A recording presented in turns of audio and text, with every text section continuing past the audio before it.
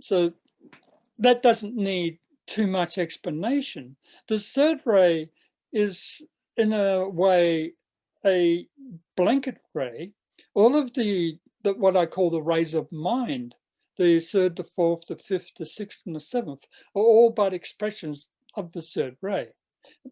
And you have to understand the functions of the 5 Buddhas of meditation to properly understand the third ray, because it embodies or manifests that way, so through those 5. It's the ray of the mother of the world.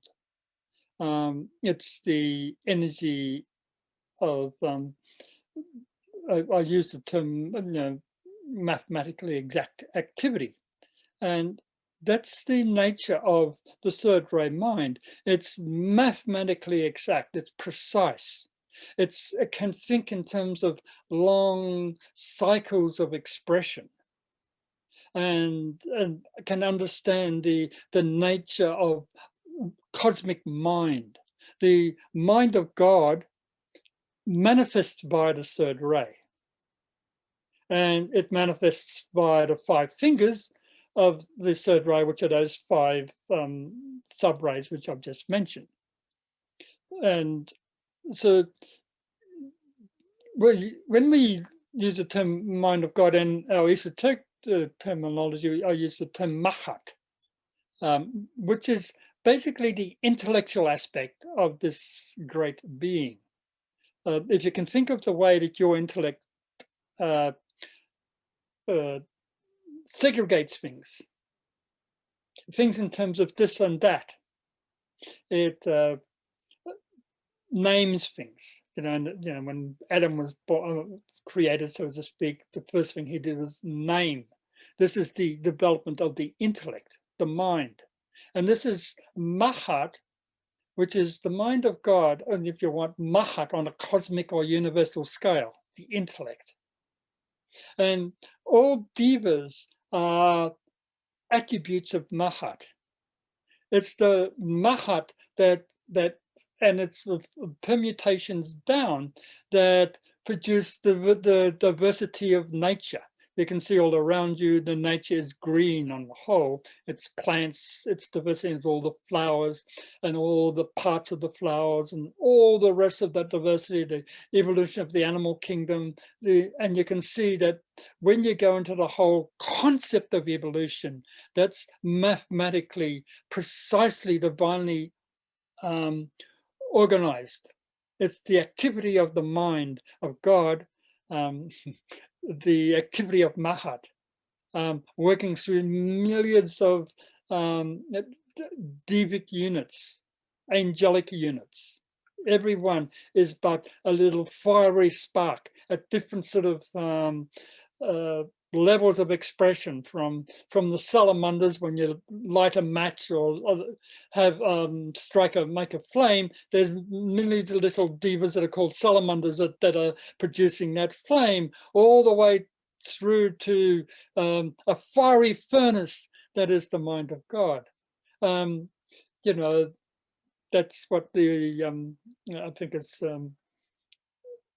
Exodus, God is consuming fire. So this concept of fire, which creates all, is again this energy of Mahat. And we think also of Kundalini fire, all of the physical plane furnaces to nuclear fire, and then you have the fire that liberates your the Kundalini and awakens you, the fires of your mind, and then there's the abstract mind as well. So this fire is all that is. When you talk about all-consuming, literally it means everything is an aspect of that mind of Mahat. And all the devas, all of the levels of the angels and the creative hierarchies are all expressions of that. And so the third ray is if you want, the collective consciousness that moves all of that, the streams of the lives and all aspects of that mind in proper ordered sequence. So it produces what needs to be produced seen over a huge sequence of time, from beginning to ending, from Manvantara to Pralaya, to use the esoteric terms, from the beginning to the end, from Alpha to Omega.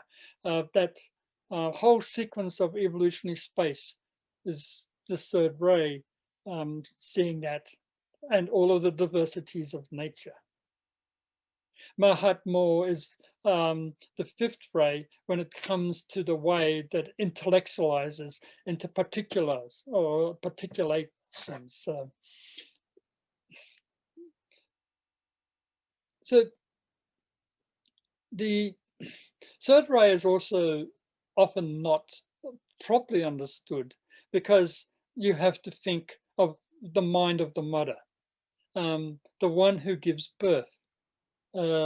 The ideal mother, she gives birth to a child, watches the child grow inside her, gives birth, and then nurtures that child, and thinks over the entire evolution of that child until it grows into adulthood, and has to nurture and care for that entire evolutionary development.